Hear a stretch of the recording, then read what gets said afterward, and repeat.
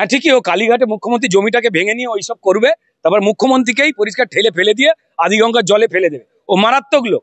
মুখ্যমন্ত্রী যদি কোনো কিছু হয়ে যায়, অভিষেক বন্দ্যোপাধ্যায় জানি না সম্পর্ক ভালো না খারাপ ভাইপোর সঙ্গে, এখন এক্ষুনি পিসির দায়িত্ব নেই। এই হুমায়ুন কবির আপনারা মাঝে মাঝে কথাবার্তা বলে, অত্যন্ত বিষ একটি লোক। অন্য দেশ হলে এই লোকটার যাবজ্জীবন কারাদণ্ড বা ফাঁসি হয়ে যেত। 15% হিন্দু ভোটটাও বেরিয়ে চলে যায়। আমি যেভাবে মুসলিমদের প্রশ্রয় দিচ্ছি অন্যায়ভাবে, হুমায়ুন কবির হিন্দুদের কেটে ফেলে দেবে, আমি কিছু বলছি না। সিদ্দিকুল্লাহ চৌধুরী বলছেন হাম দো হামারে চার, যা ভারতবর্ষের বিরুদ্ধে কথা। ওয়াকফ এস্টেট নিয়ে কল্যাণ ব্যানার্জি তৃণমূলের সাংসদ যা বলছেন তা অন্যায়। আমি চুপ ছিলাম, কিন্তু এবার যদি হিন্দুরা জেগে উঠেছে, তাহলে যদি এই 15% যে হিন্দু ভোটের মধ্যে থেকে মাত্র 2-3% সরে যায়, তাহলে 26 আমার বিদায় আসন্ন। সেই জন্য উনি নাটক করছেন। অমিতাভ বচ্চনের সঙ্গে দেখা করতে গিয়েছিলেন, আমরা অনেকেই ভেবেছিলাম যে কি কারণে, পরে বুঝতে পেরেছিলাম যে অমিতাভ বচ্চন এত ভালো অভিনয় করবার অনুপ্রেরণা কোত্থেকে পান। লোকে বলছে নাকি মমতা বন্দ্যোপাধ্যায় গিয়ে টিপস দিয়ে এসছেন, বলতে লজ্জা লাগছে। মানুষ মজা করে এটা বলছে।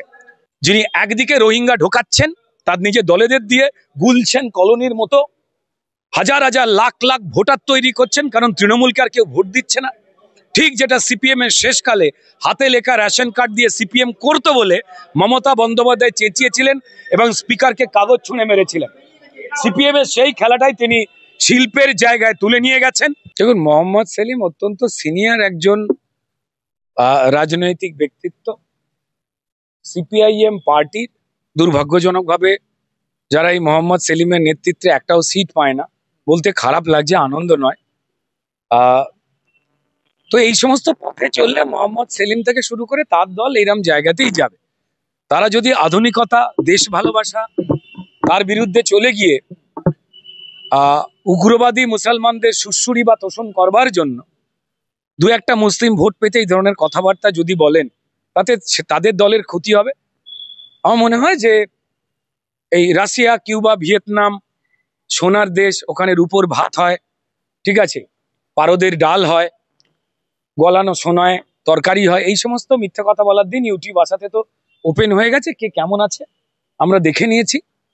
তারা বোধহয় তাদের রাজনৈতিক পথ, যুক্তি, সেই কথাগুলো বাদ দিয়ে যদি সত্যের পথে চলে, যেমন কি বাংলাদেশে যেমন সংখ্যালঘু হিন্দুদের মারধর অত্যাচার করা হচ্ছে, ঠিক তেমনই যে বামপন্থীদের জেলে পুরে দেওয়া হচ্ছে সেটাকে নিয়েও কিন্তু এখানে মোহাম্মদ সেলিমেরা মিছিল করছেন না।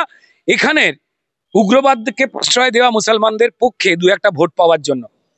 এই অসভ্যতামি বা দ্বিচারিতা ছেড়ে যেদিন সিপিএম সামান্য অনেস্টির পথে আসবে, ওরা জ্ঞান দেয় প্রচুর, কিন্তু নিজের একটাও মানে না।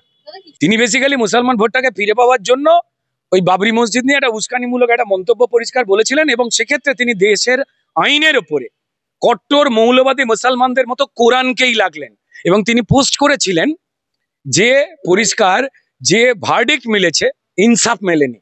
এই ধরনের সুশ্রুরি বেসিক্যালি দু একটা সহজ সরল মুসলমান সম্প্রদায়কে টুপি পরিয়ে আবার ওনার দলে যাতে ভোট দেয়, তৃণমূল থেকে কিছু ভোট পাওয়া যায় যাতে, সেই একটা চেষ্টা করছেন। বয়স্ক মানুষ, ওনার প্রতি শ্রদ্ধা রইল। উনি আমায় নিয়ে কোনো খারাপ কথা বলবেন না।